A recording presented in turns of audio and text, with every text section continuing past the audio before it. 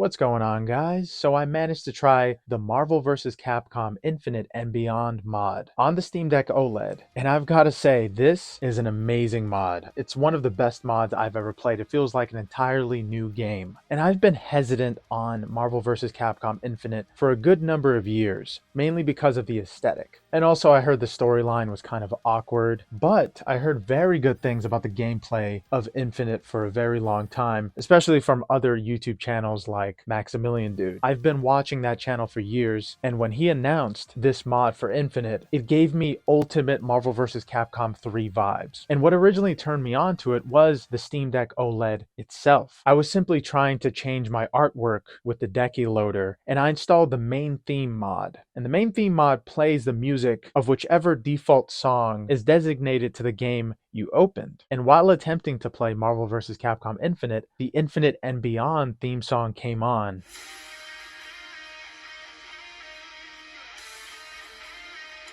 And honestly, that's got to be one of the best theme songs I've heard in a very long time. But so far, after looking at every nook and cranny of this mod, it seems like even the DLC have small Easter eggs. I have the alternate costumes to Spider-Man and Venom, and I picked their secondary colors for their DLC costumes, which are the Superior Spider-Man and Anti-Venom costumes. Venom has a red and black version of the Anti-Venom costume, but this mod adds the Spider-Man costume on top of him. Originally, I thought it was a glitch, but it actually looks a lot better than the alternate red and black. I feel like the red and black makes no sense, given Anti-Venom never really looked like that in the first place. And then they have a PS5 version of Superior Spider-Man, where instead of it's red and black, it's white and black. But the mod transforms that alternative color into Miles Morales, and that really blew me away. I love the small Easter eggs and mods put into this, and all I simply had to do was download the mod and place the MVCI folder into the main game folder, and that's pretty much all I had to do to play it on the Steam Deck. It's as simple as that. You don't really need any Nexus mod launchers or anything like that. But this is the best mod I've ever played, period. It feels like an entirely new game, and apparently there are new modes added to this as well, along with the most important addition, which is the tweaked and modified gameplay, which makes the characters play more like themselves. I've never seen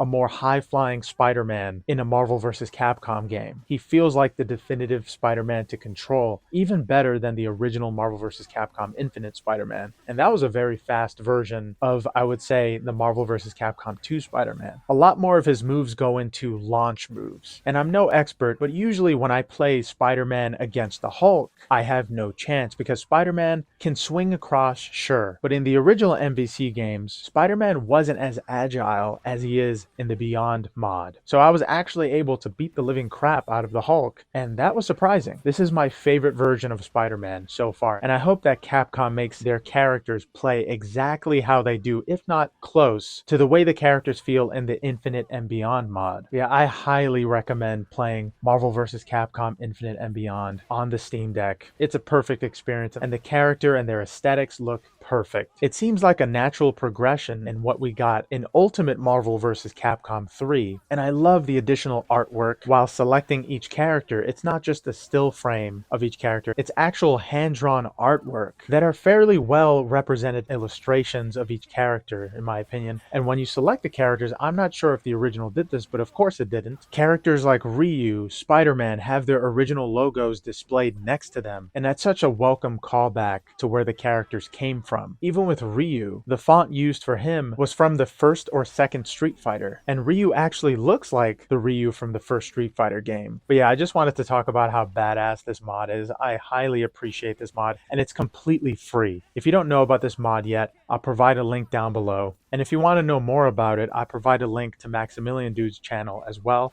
But yeah, here's some more gameplay of Marvel vs. Capcom Infinite and Beyond. I'm going to be playing this for the coming months, and I'll give you guys updates if there's anything else to talk about regarding this game. But it will probably be featured in different videos concerning the Steam Deck OLED. Yeah, guys, thank you so much for watching. Hope you have a good one. Later. Dare to believe you can survive. I have to warn you, my associate may be a little psychotic. All right, who did it? Who put cat food in my rucksack? Who will come out on top? Ready. Fight! First attack. Aerial ray. Yes. Down. Counter.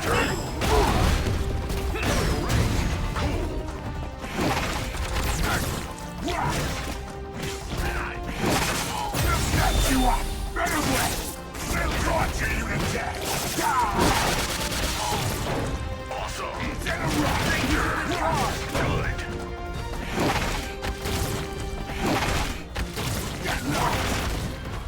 2. Level 1. Try this on.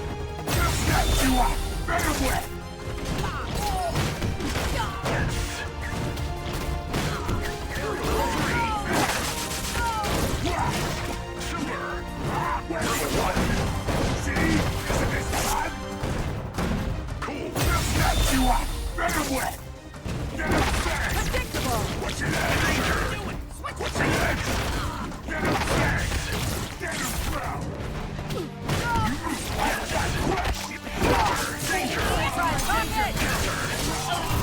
Get over here already!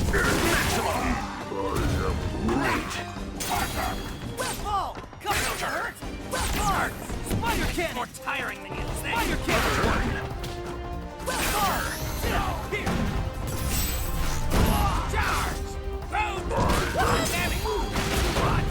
Shadow combination. Get ready! Try this on. Stop it. Level 1. Cool. Whip ball! Get ready! Does whatever a spider can! Charge!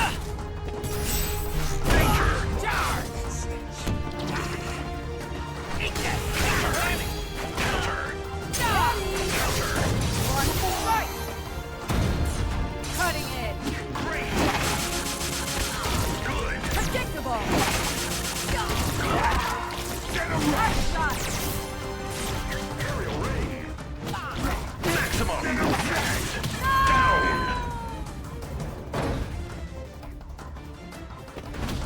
1.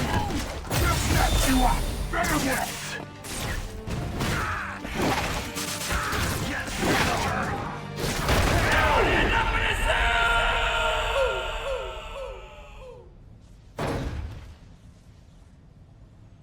You were not a challenge.